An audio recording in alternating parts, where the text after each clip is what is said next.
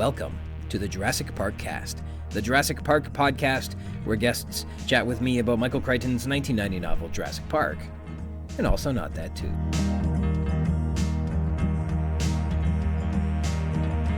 My name's Ryan Rogers, and I'm a big dumb Jurassic Park fan.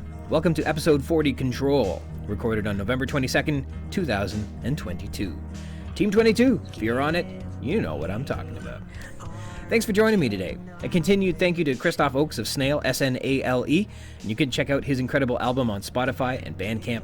Today's intro is from the song Sacrifice to the Inhuman Creature, and our outro is Late Bloomer. We'll begin with some corrections. In episode 35, Return, with terrific guest Drew Hagen, we wondered what type of lawyer Donald Gennaro was. The novel tells us his background is in investment banking on page 49, and he may have been the type of lawyer who helped set up like limited liability partnerships and articles of incorporation and that sort of stuff. So not just a finance lawyer as we thought, though it does not entirely specify what types of law he does practice. We're told Cowan Swin and Ross has high-tech clients that frequently need capitalization, and Gennaro aided with that, and specifically in the fundraising for InGen on page 50. And that's perhaps a point of clarification rather than a correction, but there you have it. And as we were a bit confused on the compy venom, possibly because there is the source text, the novel, and then the expanded cinematic universe, and then there's all these discussions on what's canon with the film and the other films and the shows and the games and all kinds of stuff like that. So it's easy to get a little confused on the venoms and things like that. In the novel on page 26, we're told the compy venom, quote, seemed to be a neurotoxic poison related to cobra venom, although more primitive in structure. In the film, I had no idea about this until very recently, but the little critters are all compies. They're not the novel's Procompsognathus, but they're the distantly related Compsognathus, upon which the Procompsognathus gets its name. And so then here's, I guess, a third correction, and it's a neat correction to the film The Lost World in 1995. In the film, the paleontologist character Robert Burke calls the compy a Compsognathus triassicus, which isn't a thing. Yet, anyhow.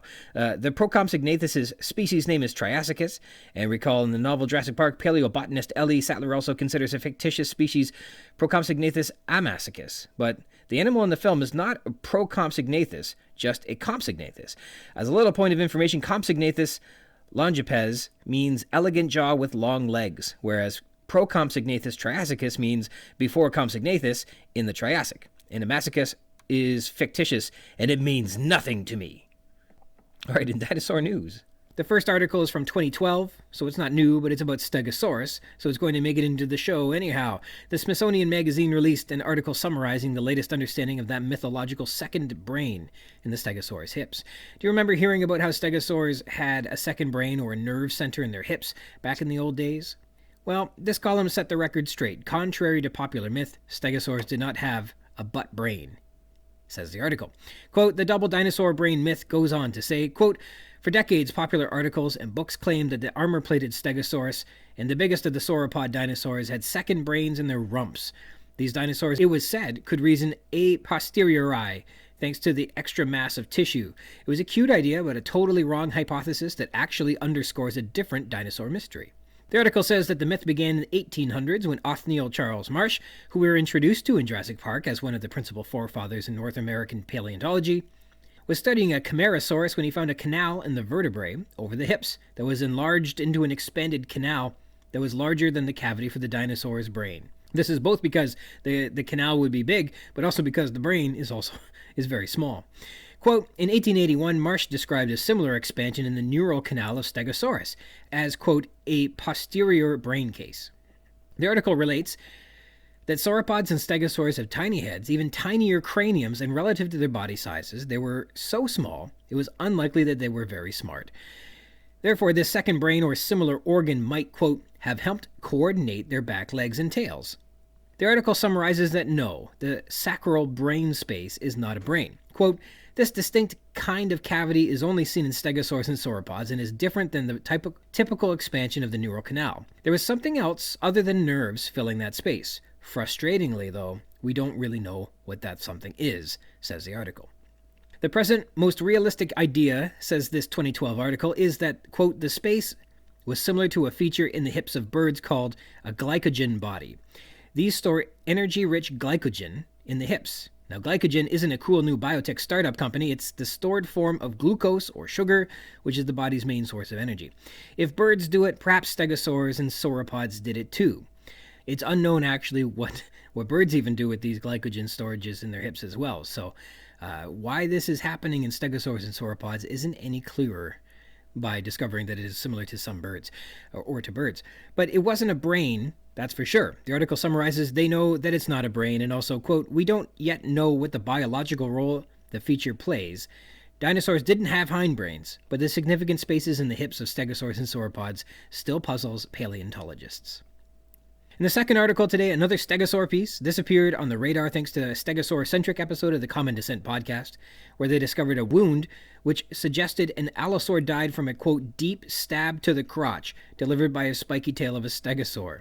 The pubis received a direct wound that was deep, cone-shaped, and completely penetrated the solid pubic bone, which the paper says is, quote, a sign of a powerful blow. It's theorized, though I can't tell if it's from direct evidence or from fossil evidence or not, that the wound became infected with fatal results.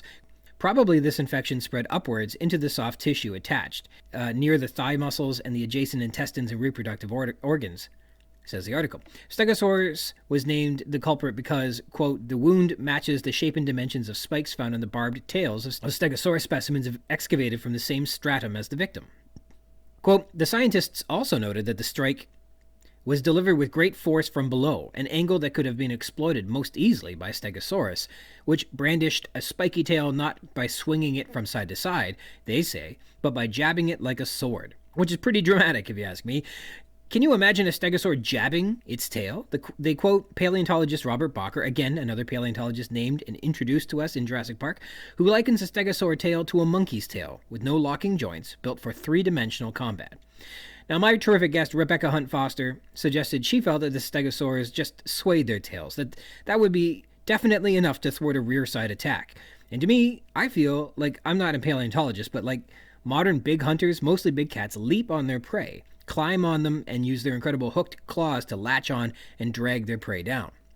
For a spike to jab up into an allosaur's pelvis, I wonder if an allosaur wasn't also trying to climb onto the stegosaur, weigh it down, using its sharp-hooked raptorial claws to latch on and drag down the stegosaur, perhaps even so another allosaur might then be able to pile on and subdue their prey.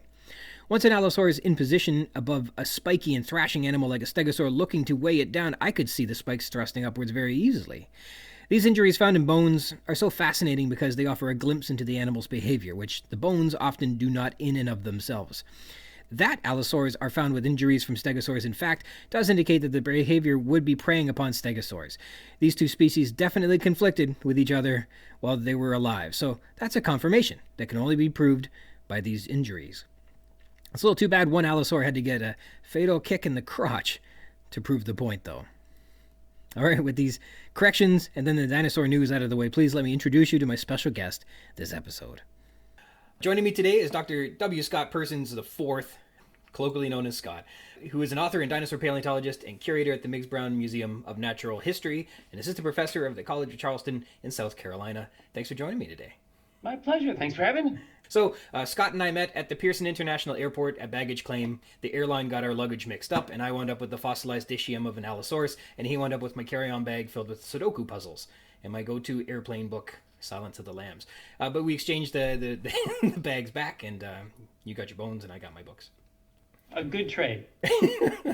So I was going over your curriculum vitae, and I couldn't help but notice that you have been excavating stuff in, it looks like, Texas and Montana and Wyoming and Mongolia and Argentina and obviously Alberta as well. And then, did I see you're in the Galapagos Islands too? I was not in the Galapagos Okay. Islands doing fossil excavation, but I've been to the Galapagos Islands, yeah. That's interesting. So that is, like, your passport must be fascinating. It's got a lot of stamps in it, but the Galapagos Island trip was back when I was an undergraduate student. So I've since had to update and get a new passport. Oh no. That must be the hardest part, is having to trade it out and lose all the stamps, I guess. That's true. That's too bad. Your field work, you must have a lot of memories from all those travels. What are some of the, I guess, exciting highlights that come from your time out in the field? Oh, gosh. My very, very first real fossil hunting trip, the first time I remember finding a fossil, which was just just about the least impressive fossil you could find. It was a little sliver of bone that was kindly identified for me as being a fish rib. I think that was just sort of shorthand for a little bone we can't identify, but good job, kid. And I found that in Australia at Dinosaur Cove. And the dino aficionados that are listening to this, which is probably the majority of your audience, I don't know, may know that Dinosaur Cove is the place where Leonosaura was found. And my family wound up there. My dad was on a business trip going to Australia. He took the family. We went to Melbourne Museum, and the dinosaur hall was closed. But my mom, and understand I'm an only child, my mom felt so terrible for me that she went up to the front desk and basically demanded to speak with the paleontologist that was there. And luckily for us, that turned out to be a really, really nice guy. That was Dr. Rich. He brought us into back, showed us all these specimens, and then gave us directions and permission to go and join some of the folks that were down there at Dinosaur Cove. And that's where I found this little rock that's just got this little shiny sliver of bone that we'll say is a fish rib. Okay. But my first dinosaur hunting expedition was actually it was Jurassic. It was in the Morrison Formation out in Wyoming, and that was with Dr. Robert Bacher. And first day we were out there in the field, I'm super nervous, super exciting. Dr. Bacher brings us out to the outcrop, and we all sort of fan out to listen to him give his introductory spiel. He tells us to take a seat, and I sit down, and he's starting to talk. And I set my hand down, and I notice I've avoided putting my hand on a local cactus, but tucked in right next to the rock beside where I'm sitting is this little vertebrae. And I pick this vertebra up, and I look at it, and I get really excited, and I interrupt Dr. Robert Bacher mid-spiel to say, hey, would you take a look at this? And it was one vert from the little herbivorous dinosaur, Othnieliosaurus. All right. That's pretty wild. Mm-hmm. And I think othnielia, I think it's referred to as othnielia. Maybe they updated to Othnieliosaurus in Jurassic Park is one of the dinosaurs that they meet early on. I was just looking into that one a little while ago, and it looks like it may have been synonymized with Nanosaurus or something like that. It has been synonymized with a lot of different critters over the ages. Yeah, we were laughing about how it was named after Marsh, and then it was also named after Cope in one of the iterations and stuff like that. But so who knows? Well, I guess things are always being reclassified all the time, aren't they?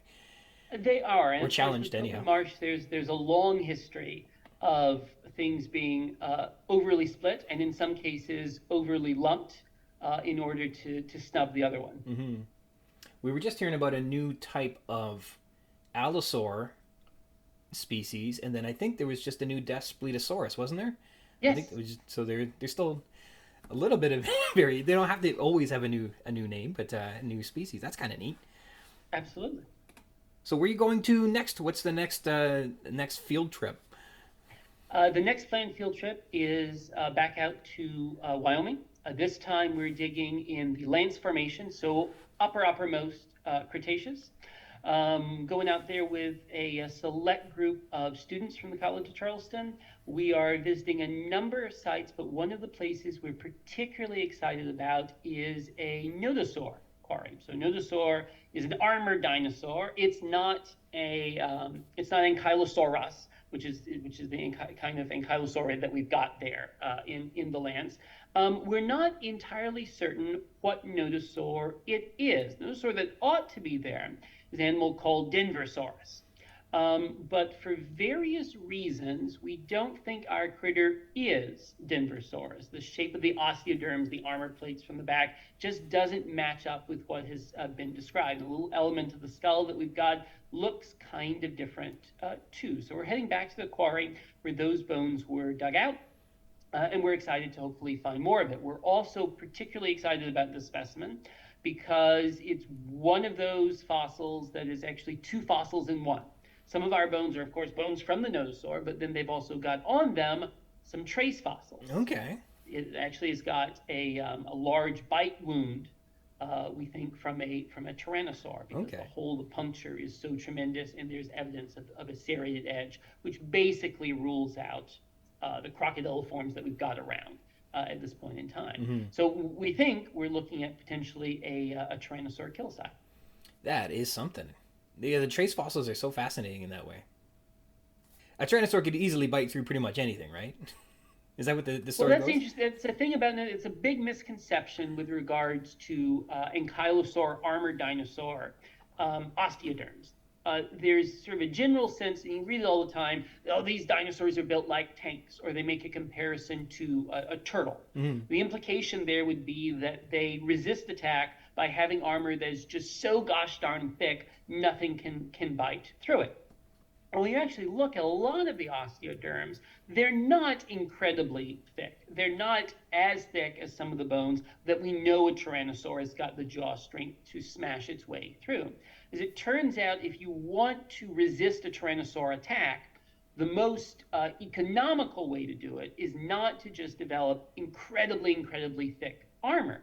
You don't become a turtle, you become a hedgehog, or you become a porcupine. Right. And a lot of these osteoderms have got very pronounced keels on them. And in life, the osteoderms would be covered in a sheath material. It's called keratin, same stuff your fingernails are made of, same stuff that covers the horns of a cow, the claws of a cat, etc. And that would have made those keels on the osteoderm actually really sharp.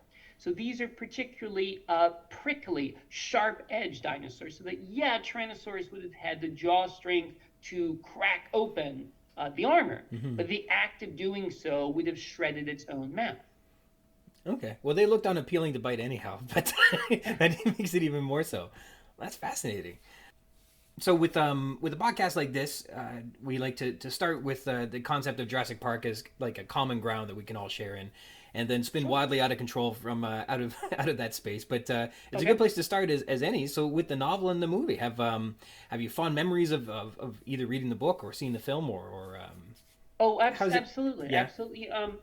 I'm sure you've had so many paleontologists on this show before that'll tell you the same thing. So I'll get the basics over quickly. I'm always asked by people, do you like Jurassic Park? Because they're afraid that it's like, I sit down and I watch and I'm just standing there pulling my hair out, frustrated by the scientific inaccuracies that are on the screen.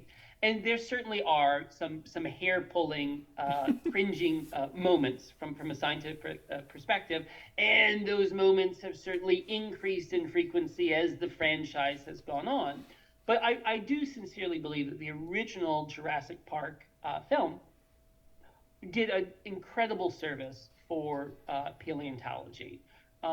It really sort of raised the bar of expectation amongst what the common person knows about dinosaurs. Now, when I walk into a classroom, everybody knows what Velociraptor basically is. Everybody knows that dinosaurs were the ancestors of birds. And so we've got that new baseline. I have to build up to it. I can start from there as a jumping off point. And I do have just incredibly fond memories of going to see Jurassic Park in theaters. I did read, this is podcast. I'm on the Zoom video here making air quotes around read, because of course the novel came out when I was in first grade. And I've got very fond memories then of my father reading the novel to me. Okay. They're mostly fond memories. You told me you guys are at the part in the story where Grant and the kids are heading off into the park, right? Okay, they've just sort of been separated. So you haven't yet come to, spoilers, Nedry's death scene. So Nedry dies, and then the T-Rex eats the Land Cruisers, and then. So you've already done Nedry's just death recently, scene. yes. Okay, all right, no spoilers. I recall there's this really graphic depiction of Nedry there being blind and coming to the realization that he's holding in his hands his own entrails. And I remember as a kid that really stuck out at me, such that when that scene came up in the movie, I covered my eyes. I didn't want to see that happen. And of course, Spielberg didn't give you that graphic depiction on screen. But I didn't know that until the second go through. Yeah, if you don't know what to... I can imagine anticipating it and worrying about that for sure. I thought what really struck me back then and probably still today about the whole experience of watching the film was that, and the same with the novel as well, is that it was, up to that point, everything in terms of dinosaur consumption and mediated dinosaurs were very childish or geared to like grade two. You know what I mean? And what I loved about it the most was that it gave dinosaurs kind of a more mature or grown up feel. Like it wasn't a story for kids, and so you got to look at the gravity and awesomeness of dinosaurs as opposed to just learning about their stats or something like that. And I was hungry for that, and obviously the brachiosaur gives you that majestic and awesome perspective of what it's like to be in the presence of something so big. The sick triceratops gives you some empathy towards the animals. You get to get up close to it and still be safe with it. And then the tyrannosaur gives you a sense of a perspective in like where we fit on the food chain, which was kind of neat. And so I liked all of that, and that was what I was so hungry for. And I don't think I'm alone in that. I think a lot of people really identified that. No, I think that's really true. I'd add to that. I think that the dinosaur media up to that point could really have been split into two categories, because you're absolutely right. There was a bunch of dinosaur kid stuff. Some of it wonderful. I also have incredibly fond memories of The Land Before Time. Mm-hmm. This is a great film too. But then there's also the ones that were not intended necessarily for kids. They were just really, really dumb. I'm thinking about some of the Harryhausen films, 1 million years BC. I wouldn't categorize that as being intended for kids. I don't think that's why Raquel Welch is there. Mm-hmm. But it was a very dumb, very, very B-movie take on dinosaurs. And you're right, Jurassic Park was the first one that gave you, I think, a really smart take on dinosaurs. The other thing I would say is, and I think this is something that has been forgotten as the Jurassic Park franchise has moved on, and that was that the original Jurassic Park was very much so selling to you the Jurassic Park experience. That is, wouldn't it be incredible to see living dinosaurs, to see dinosaurs brought back to life? And we can't do that with genetic engineering, but we can do that to some extent through the magic of Hollywood, mm-hmm. through CGI, and through great special effects. And so there are lots of scenes in the original Jurassic Park that the people don't even need to be there, or they're just there to give you a sense for scale.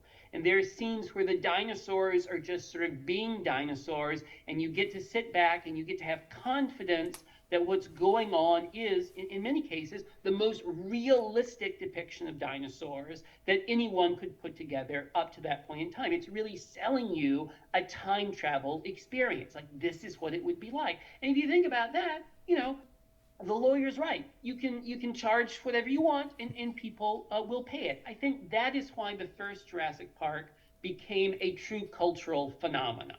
And everything else has just sort of been nostalgia trying to feed back off of that. Mm-hmm. Mm-hmm. Definitely. Yeah, it was... I like that it was believable.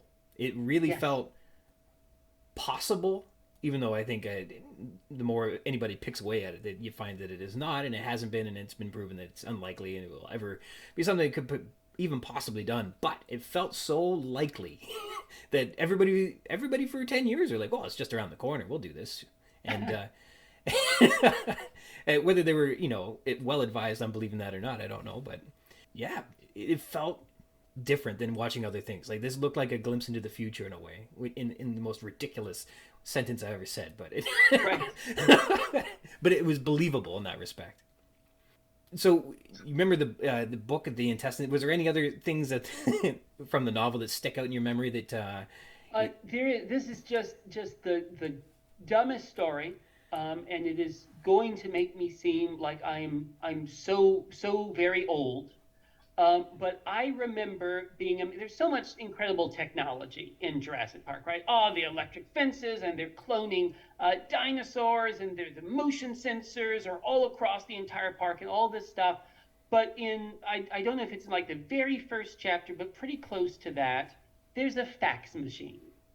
Dr. Alan Grant gets an image faxed over to him. And as a little kid, I recall being blown away by that concept, which was just, a totally ridiculous thing to be impressed by. We had televisions and all this other stuff, all this other incredible technology, but I never encountered a fax machine. And I just thought that was the coolest thing, that you could send an image from one place and it wind up somewhere else. Yes, a fax of an X-ray, and then he was able to positively identify Procompsognathus by the number of vertebrae in its tail, I think is how that story goes. So some fascinating leaps of logic there. The part of technology that's in the book that surprises me, that I still can't quite figure out, in their car, in the Land Cruisers, there are monitors, and on those monitors, the control room is able to beam information to them on like population studies and stuff like that, which I don't know how they were doing. Like, I don't know if I don't know how they were sending messages from the control room into the car in 1989. I can't make that work. I don't know. So that part of technology I don't quite understand. In the novel, are the cars running on the track in the center of the highway? Is that still a thing? Yes. Okay. But I don't know if it was Ethernet track. I don't know what. So that part was fascinating to me. I still can't quite wrap my head around, but it works. And obviously having like a monitor in your car at that time would have been unheard of. I mean, back then it was, even having a phone in your car was pretty exciting. Sure, and the phone was enormous. Yeah, it was a briefcase. So I was perusing some of the publication titles. I haven't read a lot of the papers that you're on, but I read some of the subject matters. And it seems that you found a very interesting niche relating to dinosaur locomotion and spent a lot of time with dinosaur trackways and perhaps the muscle attachments on the tail and how that influences how they moved around. How'd you find yourself in that sphere of studying, how fast dinosaurs could chase each other? Oh, okay. So I worked as a museum docent at the Glen Rock Paleon Museum throughout undergraduate. And I just recall that one day I was in the museum helping to put together a display on the carnivorous dinosaurs of the Morrison, in which we got three basic varieties. We've got allosaurids and megalosauroids and stratosaurids.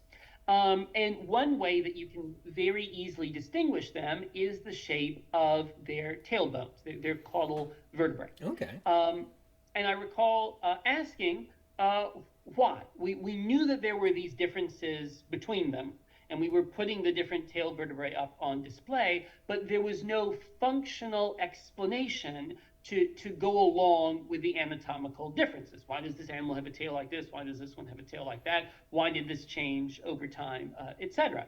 And that just sort of stuck with me, such that when it was time to approach graduate school advisors, this is something that if you want to go on to grad school, you do. You email potential advisors and say, hey, I like to do this. Are you accepting graduate students? And then you have to fill out an application, usually give them a pitch for the study that you want to conduct. Most of the time, that's not the study that you wind up doing, but the advisors want to make sure you can sort of pitch them an idea that you understand enough about the scientific process to outline how, in theory, you might do something. And I pitched Dr. Phil Curry at the University of Alberta the idea of looking at the function behind specifically theropod carnivorous dinosaur tails. And he liked it. He accepted me as a graduate student.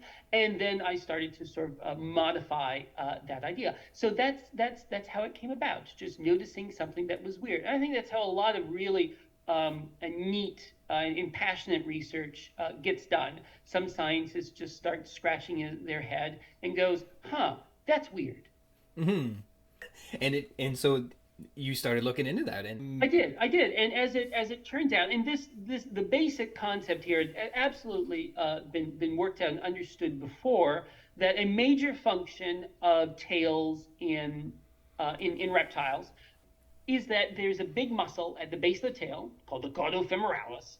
And that muscle is actually a highly, highly modified limb muscle, because even though it sits at the base of the tail, it has got an attachment that runs up to the femur, to the upper leg bone. And so when this muscle contracts, it pulls back on the femur, or if your leg is firmly planted, it pulls the animal forward.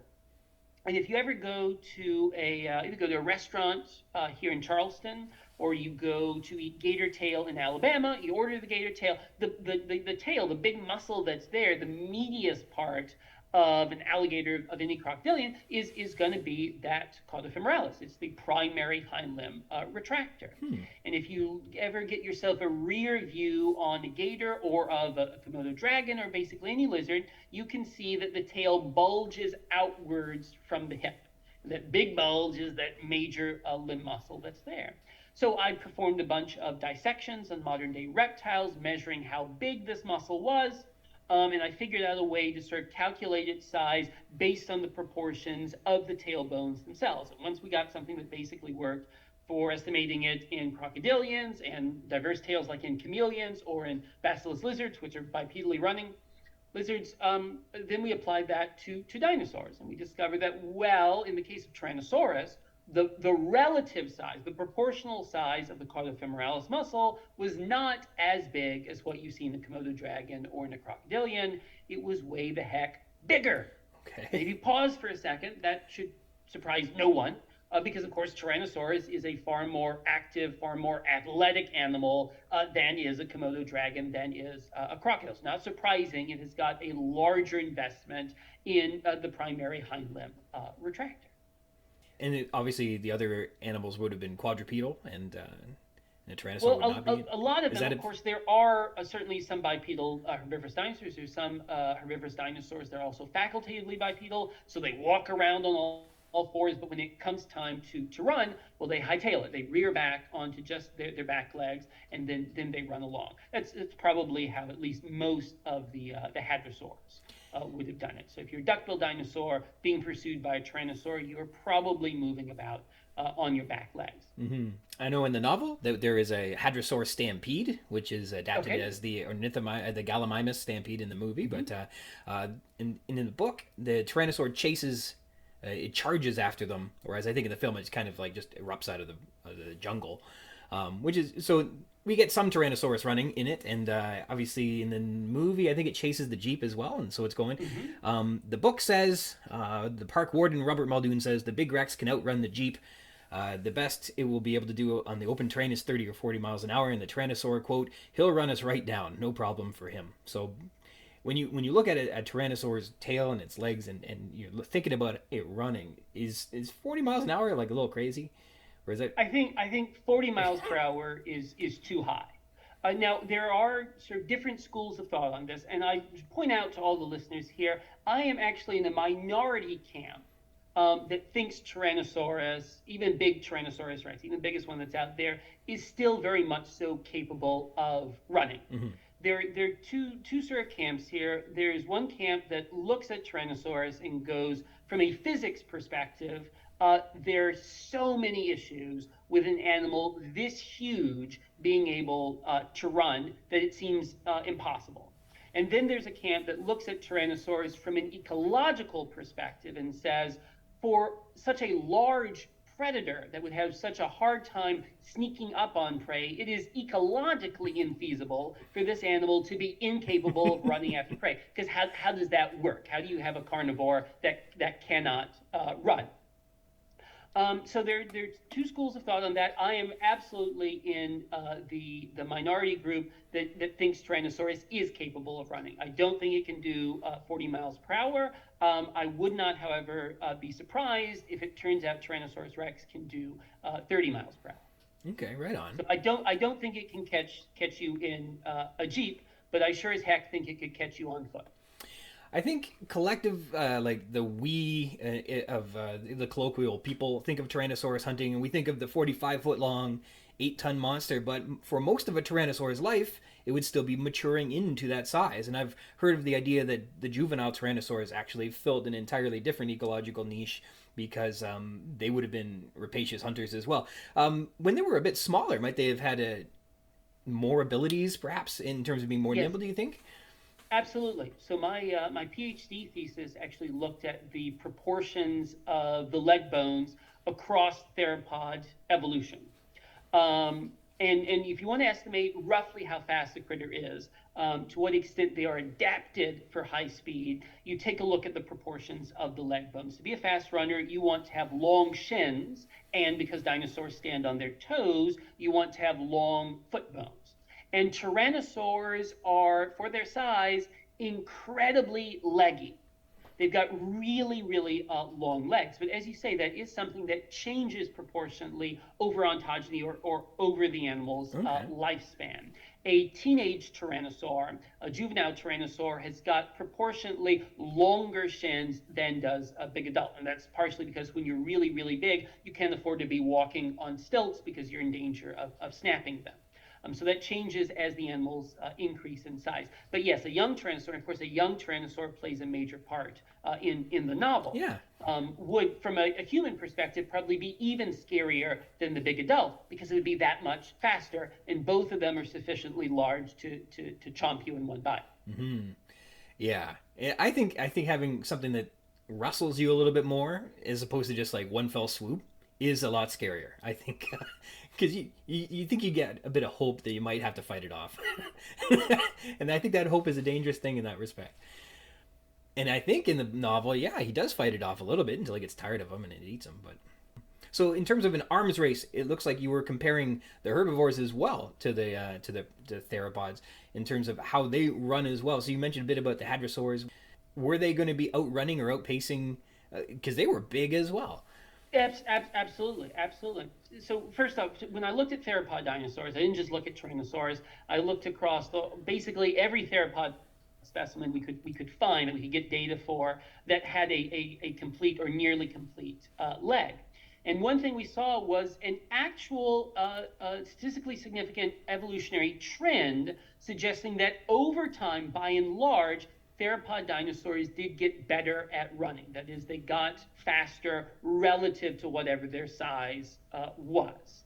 And I sort of anticipated that going along with that, we would see a true evolutionary arms race, such that when we looked at the bipedal herbivorous dinosaurs, we would see that they were also getting faster. And what was going on here is that the carnivorous dinosaurs were running fast to keep up with the herbivorous ones. They were running fast in order to outrun the ever faster tyrannosaurs, and it was sort of spiraling like that. Well, that turned out to not be the case. Okay. In the case of the herbivorous dinosaurs, we did not find anywhere close to statistical evidence. Instead, it was just sort of expanding diversity. There were some that were faster, there were some that were slower. In the case of the duckbill dinosaurs, they're nowhere near fast enough in terms of their maximum sprint speed, in terms of the length of their legs, to outrun the maximum speed of a tyrannosaur. Mm-hmm. But they do, I think, have another trick up their sleeve. They've got another approach to this problem, because the attachment site for their caudofemoralis is much further down on the femur. And that means they've got incredible leverage. They've got a big mechanical advantage. And we associate that probably with duckbill dinosaurs, in addition to being able to ramp up to their top speed a little bit faster, being able to maintain a running speed for a longer period of time. In other words, they've got increased endurance. Whereas the weak mechanical advantage that most theropod dinosaurs have got would make them potentially very good burst runners. They could go really, really fast for a while, but then they would tire themselves out very easily. This is the way cats are. So big cats today have got really explosive fast speed, but they tire themselves out. And a cheetah can easily outrun a wildebeest or a stallion zebra or a gazelle. But all those herbivores can keep up the pace for much, much longer. So if you imagine a tyrannosaur duckbill dinosaur race, the winner is determined based on how long the race runs. In a short sprint, tyrannosaur easily beats the duckbill. Mm-hmm. But in a longer race, in a couple of rounds across the track or in a marathon, the advantage definitely goes to the slower but steadier duckbill dinosaur. Interesting. Well, I'm sure it all worked out fine because they lasted a long time. They did. They did. And you look at the most common big herbivores in Africa today. Although there's lots of different strategies, there are warriors with big horns, and there are big crested porcupines. You see that those common, most successful ones have got this endurance running strategy. So, in terms of another types of arms race, I was wondering what you think about I was reading a paper or a hypothesis on the tyrannosaur arms, and the idea was that the selective pressure that would have them evolve into being short and out of the way may have been linked to tyrannosaurs being especially dangerous in a feeding frenzy, so that perhaps the ones that had smaller arms got their arms bit off less when they were in groups jostling for bites at a carcass.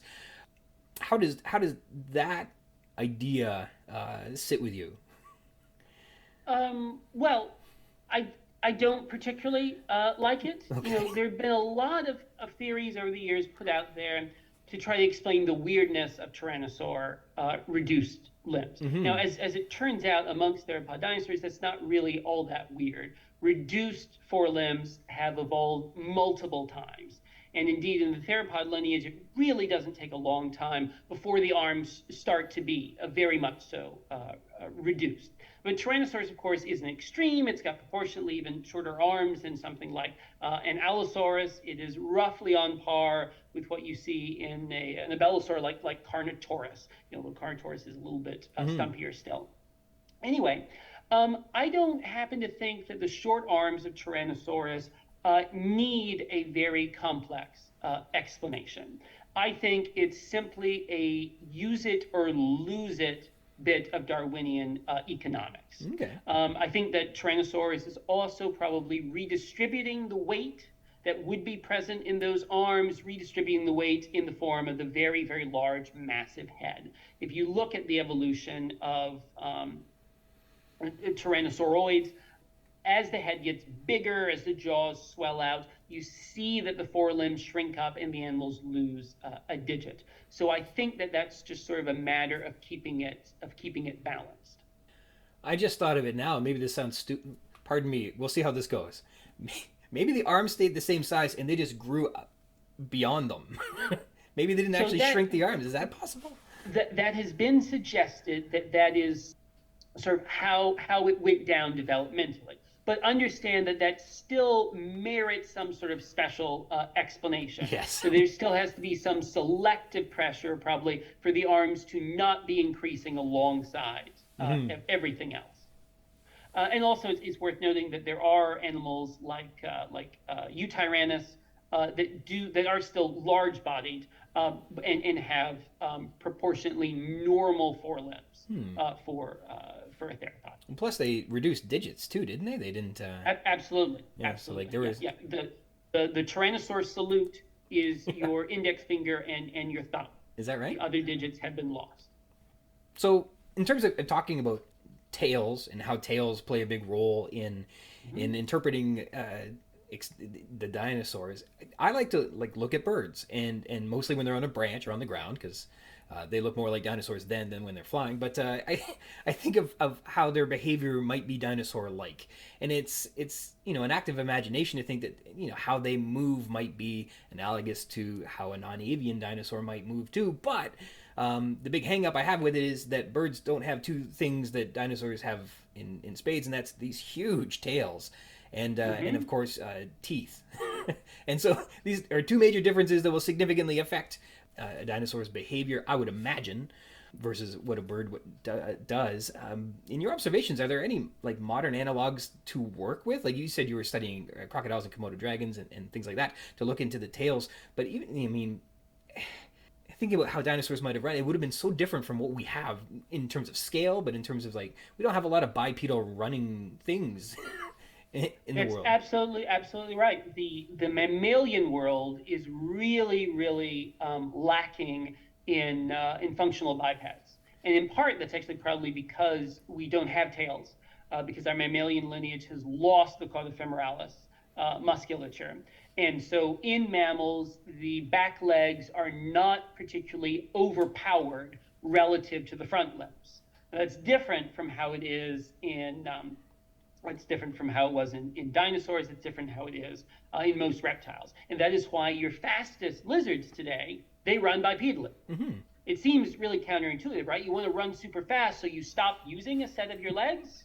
And you do it because the back legs are overpowered with the big tail muscles, and you get a greater bang for your buck if you lengthen the back legs. So your back legs tend to be oversized relative to your front limbs. If you Google a picture of a basilis lizard, again, a bipedally running lizard, you'll see it's got much longer back legs than its front legs. Looks kind of silly when it's just standing around, but looks incredibly elegant while it's running. And some animals like that might ultimately be a reasonably good analog to consider alongside birds as a biomechanical model for dinosaurs and dinosaur motion.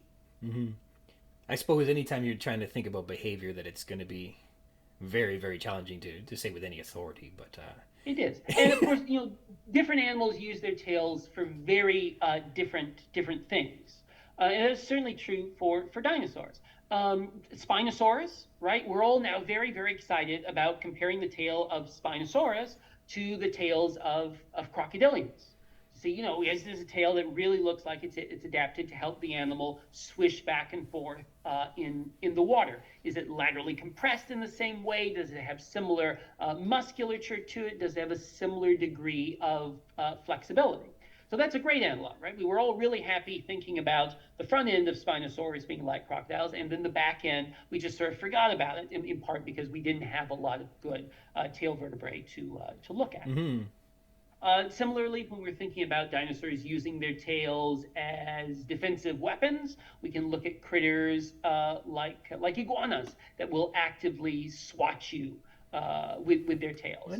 The Australian animal that we mentioned earlier, Leonosaura, we now think, if indeed the head and the other parts belong to the same animal, we think it's got a really, really long tail, incredibly long relative to the size of its body. And to me, those tail vertebrae look very similar to the tail vertebrae of a green iguana. So it would not surprise me if you got too close to a Leonosaura, it would give you a good tail chop. Interesting. Would it be like a whip, but or would it be more like a... very much so in that case, be a visual display structure. Interesting. It's so outlandish and linked. So one of the other things that I spotted, so my last episode, I had Dr. Richard J. Lederer on as a guest. He's an ornithologist, and he did a study investigating the role of rectal bristles on a bird's face. Cool. Yes. And I see that you have co-authored a paper called "Bristles Before Down." You guys actually cited Dr. Lederer's paper in one of your images, which is so fascinating to have this, this small world kind of present itself. But so is it fair to ask you a question about a paper that came out that long ago? Sure. What's your question? Well, I'm just wondering. So the idea was that you guys were, I guess, saying it feels unlikely that feathers were adapted for the sake of heat conservation. So what were they developed for? And so you guys are kind of investigating where they come from. And right. So that was very much so a theoretical paper.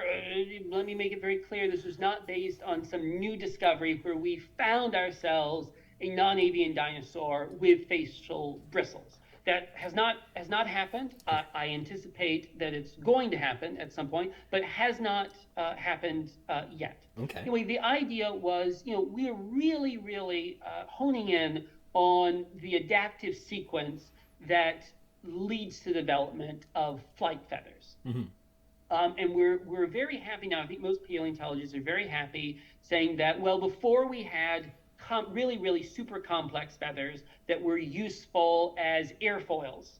We had simpler feathers that were just useful for parachuting out of trees. And before that, we had simpler still feathers, fans of feathers on the arms and on the tip of the tail that were just used as display structures.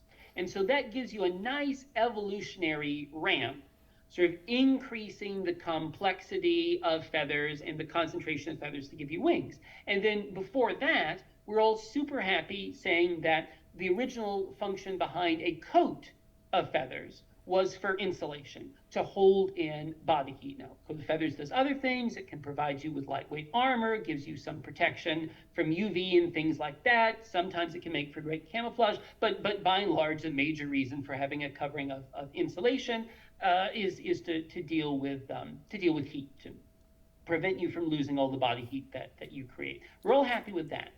And the argument that we made in the Bristles Before Down paper is, yeah, but we still need a little bit more of a ramp in order to get you to that point. Because before a covering of hair-like feathers is useful for insulation, it's got to be present in a pretty thick concentration.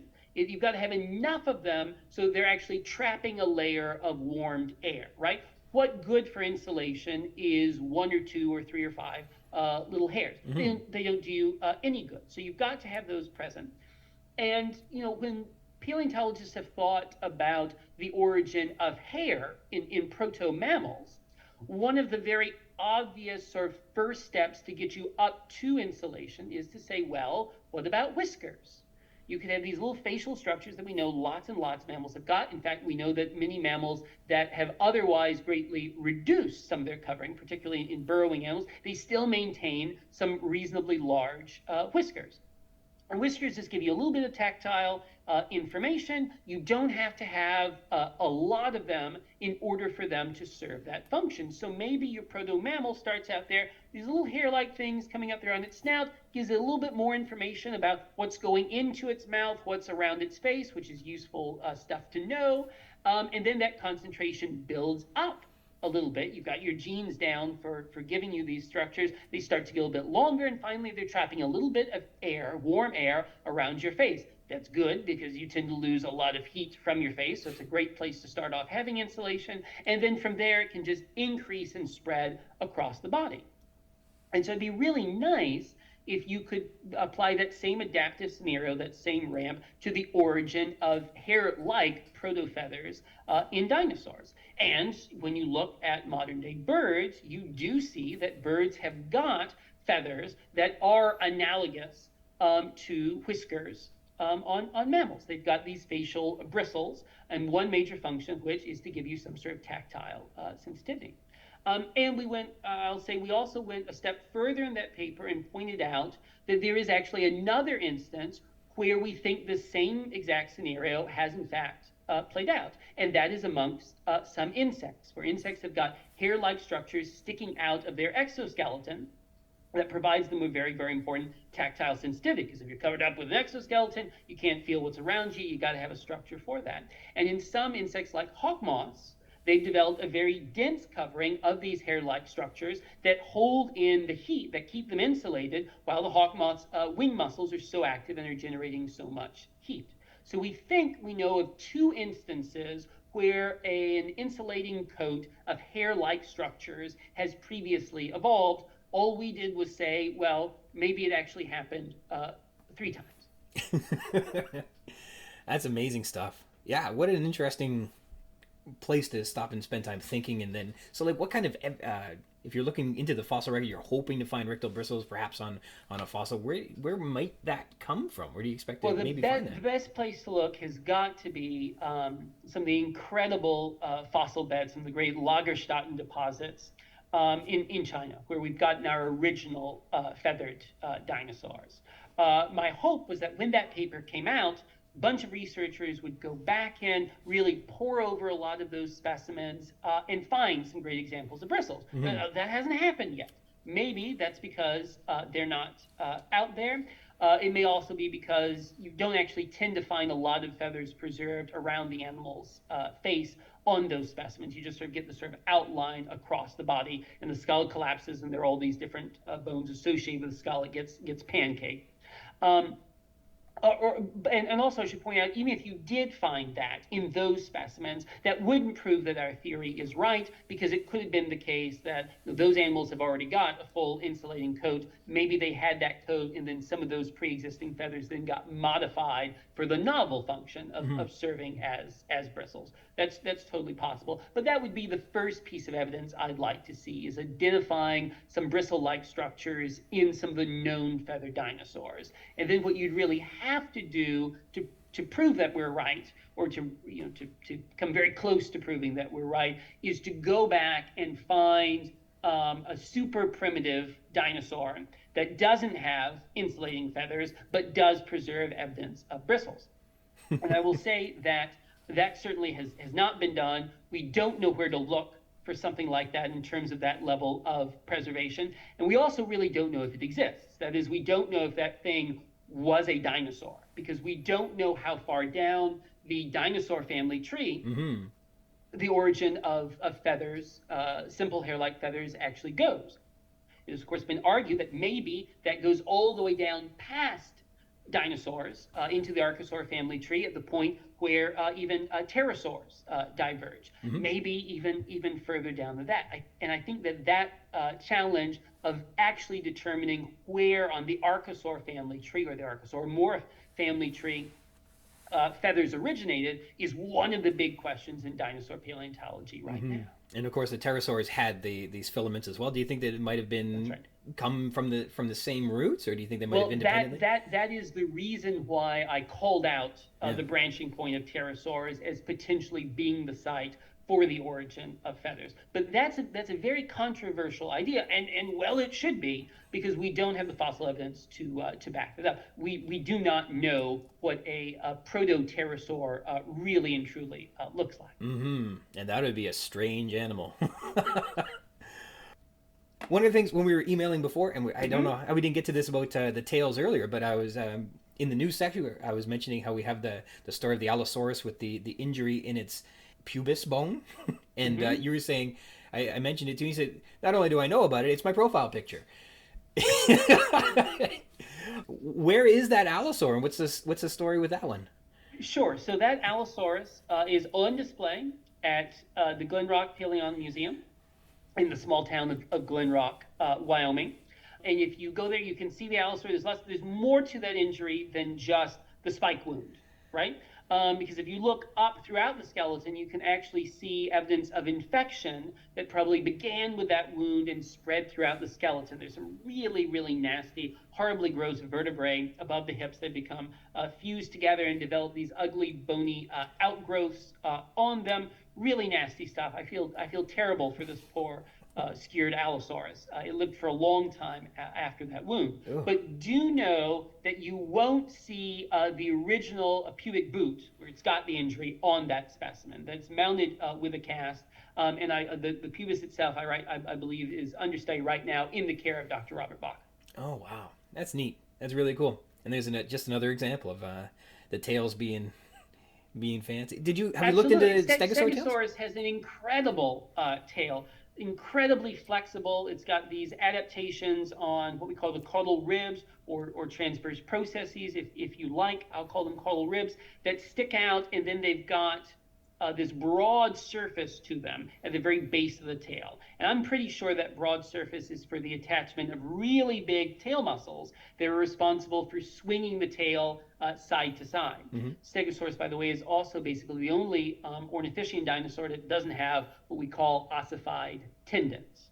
Okay. Ossified tendons run across the back vertebrae. In most beaked herbivorous dinosaurs, they're there to keep the back stiff and probably to provide a little bit of extra elastic rebound as the animal is moving about. Stegosaurus doesn't have that, because Stegosaurus needs to maintain a tail that's super duper flexible, that can curl and lash around in order to get you.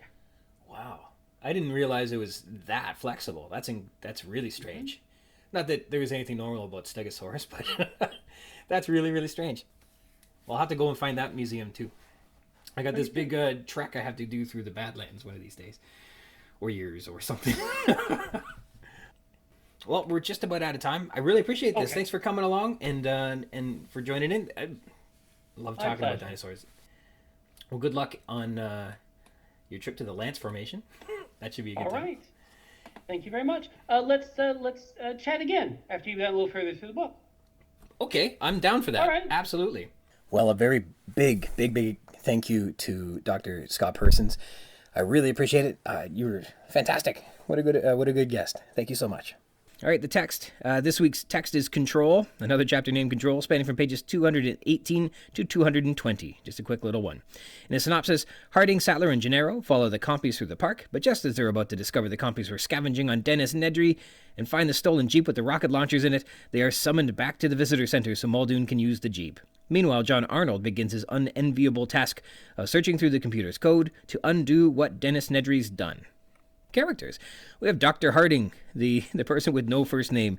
He drives the Jeep through the park on page 218, and Harding initially senses no emergency. He has zero indication or intuition that anything is amuck at the moment, though he probably should be mentioning the downed trees that have impeded their progress, or at least emotionally be carrying the weight of the responsibility to report this in, but he's fairly carefree in this moment. Though Sattler adeptly translates the garbled transmissions from Arnold in Control, Harding requests further clarity from Arnold. There's, quote, no mistaking the tension in Arnold's voice, so Harding obviously senses it too, but he explains that Arnold's a warrior and opts to resist offering help because Arnold, I guess, commonly asks for help unnecessarily? I don't know why Harding is such a jerk. In any case, Sattler's interpretation leads to helping eventually getting sent into the park. In any case, Sattler's interpretation leads to help eventually getting sent into the park to rescue everyone else. Dr. Ellie Sattler, she spots a light up ahead, which we know is Muldoon's Jeep with the rocket launchers that Nedry stole on page 218. And Ellie has a particular ear for interpreting garbled transmissions after years of operating the radiophone on expeditions with Dr. Grant. Her paleobotany skills are coming through. She translates effectively. She interprets the situation perfectly well for Harding. John Arnold. He radios the Jeep, desperate to get his hands on a vehicle to retrieve the tourists from the park, but the radios don't have a strong connection, and much of the message is lost in transmission. On page 218, Arnold keeps cool during Hammond's outbursts and remains fairly respectful and calm while being yelled at. And this is a matter of Arnold's perspective. To Arnold, Hammond's outbursts are, quote, like every other management guy Arnold has ever seen, on page 219. Hammond doesn't understand the technical issues, and he thinks that screaming is the way to make things happen. Arnold believes that may motivate people, but computers don't care if they're screamed at. Screaming won't motivate a computer, a program, or a system. John Arnold is unfazed by Hammond's explosive emotional outbursts because he believes not in the people of Jurassic Park, but the program, the, quote, hell of a system that he has faith in. The system is control, and with the system, they will restore control to Jurassic Park. He's accepted that Nedry won't be coming back, meaning Arnold will have to review the computer code and see what's gone wrong, which will be a painstaking job, we're told on 220. He knows that he'll have to be calm and careful, so he aims to remove any barriers from allowing him to be those things. John Hammond, for example. He suggests that Hammond go to the cafeteria, and he'll notify him when there's news. Hammond warns that he wants the place under control, that he cannot have a Malcolm effect here, which Arnold dismisses, and asks to, quote, let me go to work, which draws Hammond's ire. Arnold remains calm and polite, despite being cussed at by Hammond. Robert Muldoon. When Harding and the Jeep arrive back at the visitor center, Muldoon is shouting and waving his arms to get that Jeep right away. John Hammond. Hammond's mood swings are mentioned in Bungalow on page 198, and they return here, and he's just irate. It stuns Henry Wu. He's said to be stamping his little feet on page 219, which gives a feeling like he's a child throwing a fit. And Hammond says he doesn't want a, quote, Malcolm effect here on page 220, and as Arnold is obviously trying to get Hammond out of the control room, Hammond cusses directly at him. Dr. Henry Wu. Wu hasn't seen Hammond this irate before, and he's totally stunned. Wu is more of a computer guy than a science experiment guy, as portrayed in the film. He steps forward at the end of the chapter to support Arnold in his work on 220, and he knows that inspecting each line of code, more than 500,000, mostly undocumented without explanation, will, quote, take forever. Localities. The Hipsey Paddock. Harding reports that they are 1 mile north of the Hipsey Paddock on page 218, which is near the river. Stylistic techniques. Italics. God damn it, Arnold, you son of a bitch. God damn it, get this park back on track. Now! Get my grandkids back here. Now! On 219. Obviously, Hammond is furious. The wrath of God, right? He's screaming and stamping his little feet. Colon. Quote, more crackling than colon. Eat your car on 218. Here the colon presents an object in the statement, which is a fractured transmission, which indicates that the gas-powered Jeep is required back at control.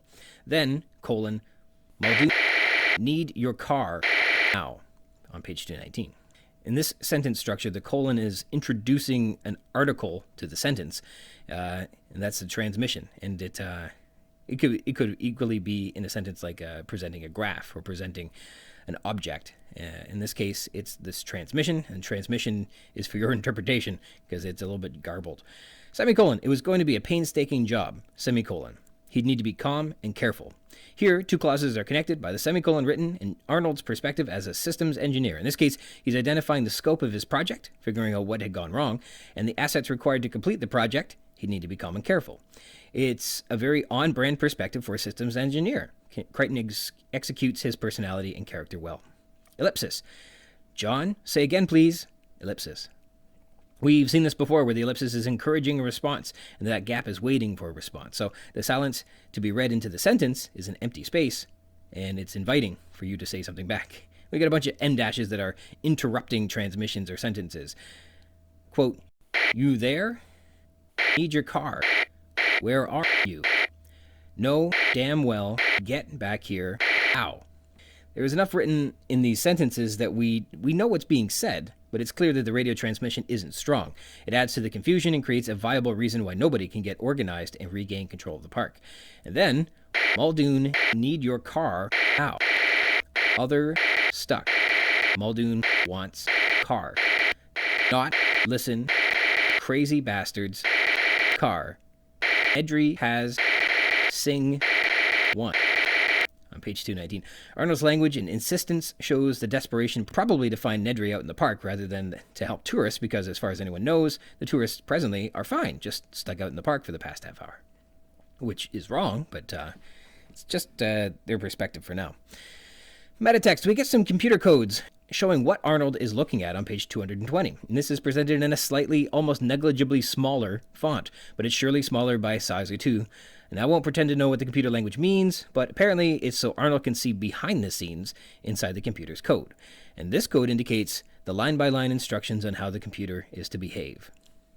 Literary techniques. We have a metaphor. Quote, technical systems were completely indifferent to all this explosive human emotion. On page 220. Humans are often said to, quote, explode with emotion when they have an outburst, whether it's anger, sadness, extraordinary joy, any case where they can no longer contain themselves. In this metaphor, the qualities of an explosion, that is, shattering violently or bursting apart, is transferred to Hammond's emotions, in that his emotions are generally contained, but upon explosion, they burst apart or shatter violently.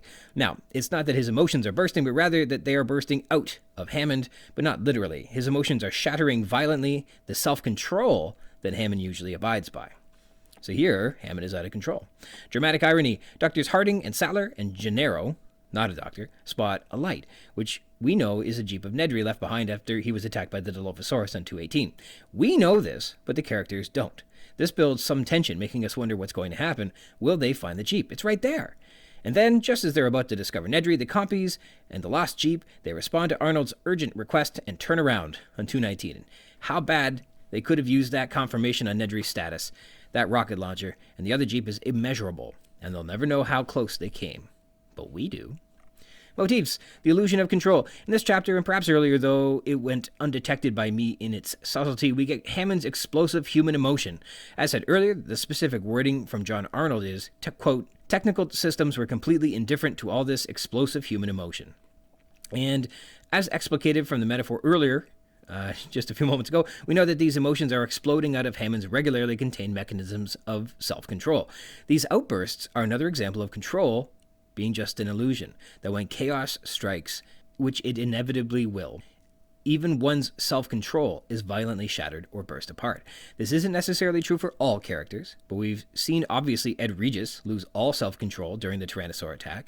Now we're seeing Hammond losing his self-control now that his people and his park aren't obeying him. And remember, Hammond doesn't yet know that the dinosaurs are out of containment, and that his grandkids have been attacked, or that anyone has died yet. This is just how upset he is that he can't find Nedry to restore the system settings. Once again, he doesn't have control. As Spielberg's adaptation of Ellie Sattler aptly reminds us, you never had control. That's the illusion.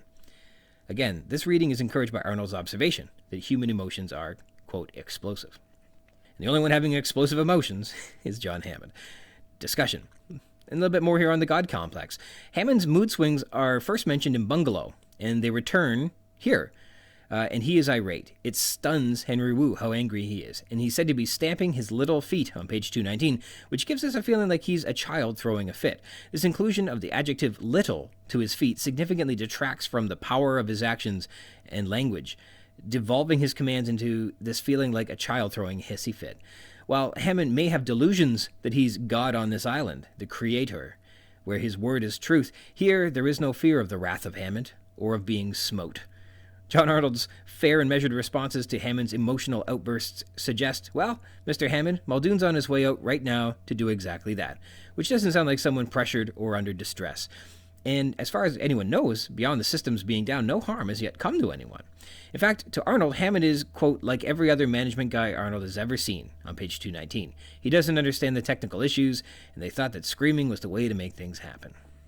Chaos theory. Again, Nedry's line about thinking of everything except this damn storm, comes to mind. On page 218, a lightning flash coincides with a long sizzle of radio static, indicating that it is the storm, and not Nedry's trapdoor, which is causing the interference in transmission on the radios. The storm plays a significant, coincidental role in this calamity in Jurassic Park.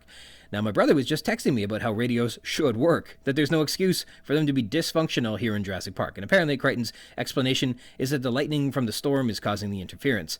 And you can like that or not, but that's the explanation. Island layout. Harding reports that they are 1 mile north of the Hipsey Paddock on page 218. That's near the river. Recall, as you first entered the park on the tour, the first stop was the Hipsey Paddock. The second stop was the Dilophosaur enclosure. So we know that these are near one another, and apparently about a mile apart. Nedry made it about a mile out into the park, obviously heading out on the tour rather than heading to the East Dock.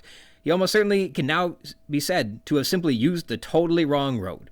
He thought of everything except this damn storm, and mapping out the route before you travel. He didn't think of that either. All right, that's a quick chapter today. Before we go today, I want to say thank you again to Dr. Scott Persons. I really appreciate it. I can't imagine that the Stegosaurus tale is even stranger than I thought it was to begin with. Just fascinating stuff. Thank you so much. Stay tuned for a return performance from Dr. Scott Persons. He will have a surprise reappearance in episode 44. So that's coming up. It's fun. Thank you, Scott. Again, I really, really appreciate it for everything. Thank you. And I want to sign off also thanking you for joining me. If you want to read along in the book, add some thoughts to what we've been discussing on the show, or be a guest on the show and chat with me about anything you like about Jurassic Park, you can do that by connecting with me. I'm at ryansrogers@gmail.com. If you'd like to be a guest, drop me a line. We can try and set something up. We can rehash, tear down, gush over, and chit-chat about any part of the book, or also not the book, all you'd like. Jurassic Park-Cast is part of the Spring Chickens banner of amateur intellectual properties, including the Spring Chickens Funny Pages, Tomb of the Undead graphic novel, the Second Lapse graphic novelettes, the Infantry, and the worst of them all, the King Street Capers. You can find links to all that baggage in the show notes or by visiting the schickens.blogspot.com. Or finding us on Facebook at facebook.com/springchickencapers, or me, I'm on Twitter at RogersRyan22. Team 22, thank you dearly for tuning in to the Jurassic Park-Cast, the Jurassic Park podcast, where we talk about the novel Jurassic Park, and also not that too. Until next time.